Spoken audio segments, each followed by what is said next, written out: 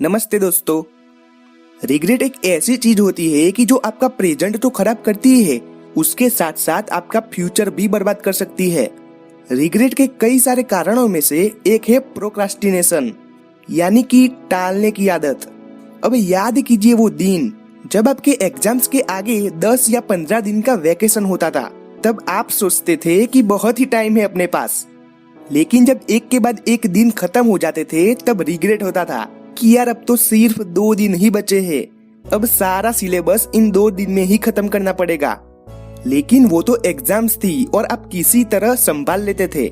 लेकिन जब लाइफ की एग्जाम में आप लेट हो जाते हो ना, तब बहुत ही बुरा वाला पछतावा होता है।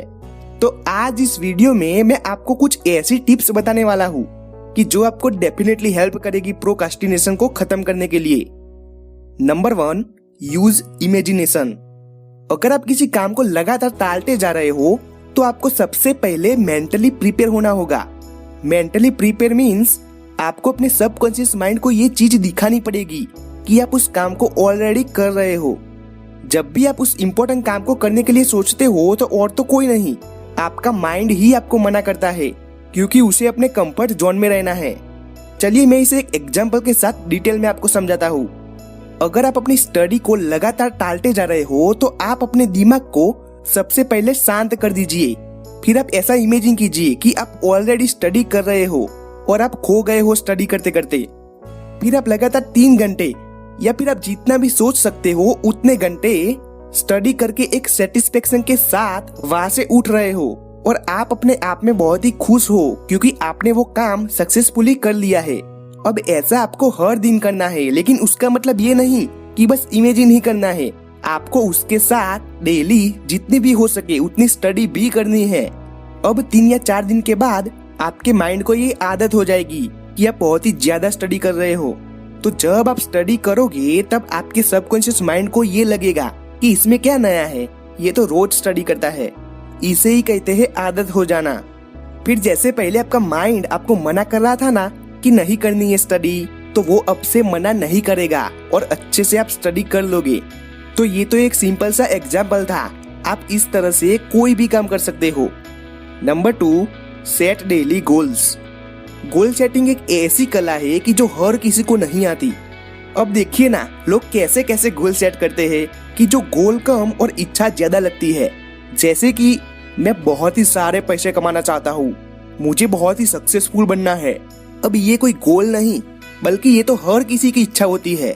आपको ऐसे गोल सेट करने चाहिए कि जो आपको काम करने पर मजबूर करे। मीन्स के आपको डेडलाइन सेट करनी चाहिए। जैसे कि 2 महीनों के अंदर मैं अपना 5 किलो वजन कम कर लूंगा, या फिर 10 दिन के अंदर मैं इस प्रोजेक्ट को खत्म कर दूंगा। अब बिल्कुल इसी तरह आपको हर एक दिन छोटे छोटे गोल सेट करने हैं। आपके सबसे इम्पोर्टेंट कामों को आप मॉर्निंग में ही डेडलाइन देके खत्म कर दीजिए। इस तरह से आप प्रोक्रास्टिनेशन से बच सकते हैं। Number 3, give reward. हर एक इम्पोर्टेंट काम के बाद आप अपने आप को एक पुरस्कार देना सीख लीजिए। अगर आप इसे बार बार करना सीख गए ना, तो आपका दिमाग आपको प्रोक्रास्टिनेशन करने के लिए मजबूर नहीं करेगा, क्योंकि वो उसके बाद मिलने वाले रिवॉर्ड पर फोकस करने लगेगा।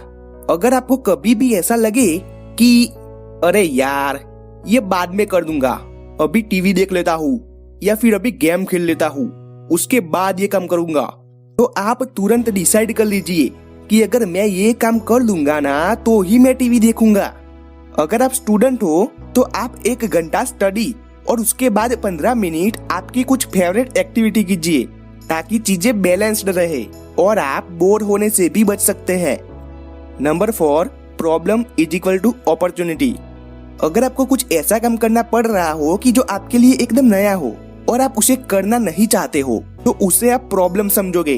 तो जब भी आपको ऐसा लगे कि यार क्या मुसीबत है, अब ये नई प्रॉब्लम आ गई, तो आप उसे प्रॉब्लम की तरह नहीं लेकिन एक अपॉर्चुनिटी की तरह देखें। जैसे कि आपकी मम्मी आपको मार्केट से सब्जी लाने के लिए बोलती है और आपको इसका कोई एक्सपीरियंस नहीं है, तो आपको तो लगेगा कि ये मुसीबत है, लेकिन आप इस प्रॉब्लम को एक अपॉर्चुनिटी समझो।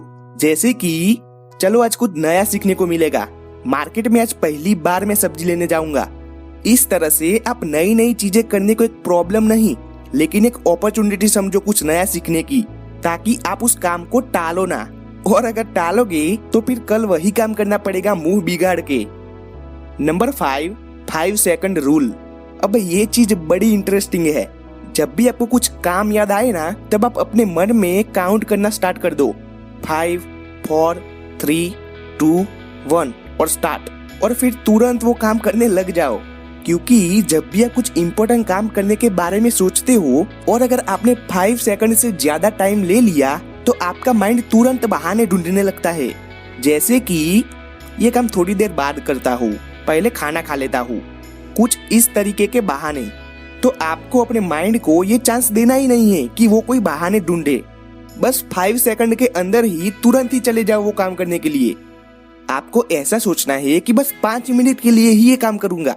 जैसे कि बस अभी 5 मिनट ही स्टडी करूंगा, फिर रख दूंगा। ऐसा सोच के 5 सेकंड के अंदर स्टडी करना स्टार्ट कर दीजिए। फिर आप 5 मिनट तक नहीं, लेकिन लॉन्ग टाइम तक स्टडी करते रहोगे। बस स्टार्ट ही तो करना होता है। तो ये थे वो 5 तरीके कि जिससे आप प्रोक्रास्टिनेशन से बहुत ही दूर रह सकते हैं। तो आपको ये वीडियो कैसी लगी, आप प्लीज कमेंट करके जरूर बताना। तो एक छोटी सी रिक्वेस्ट है, इस वीडियो को लाइक कर दीजिए ताकि मैं मोटिवेटेड रह सकूं और वीडियोस बनाने के लिए। मैं हर संडे और वेडनेसडे को एक सेल्फ इंप्रूवमेंट्स की वीडियो या बुक समरी लेकर आ जाता हूँ आप सबसे मिलने के लिए। तो अगर आप इस वीडियोस को मिस नहीं करना चाहते तो जल्दी से इस चैनल को सब्सक्राइब कर लीजिए और बाजू वाले बेल आइकन को जरूर ऑन कीजिए। तो तब तक के लिए खुश रहिए और अपनी फैमिली को भी खुश रखिए। जय श्री कृष्णा।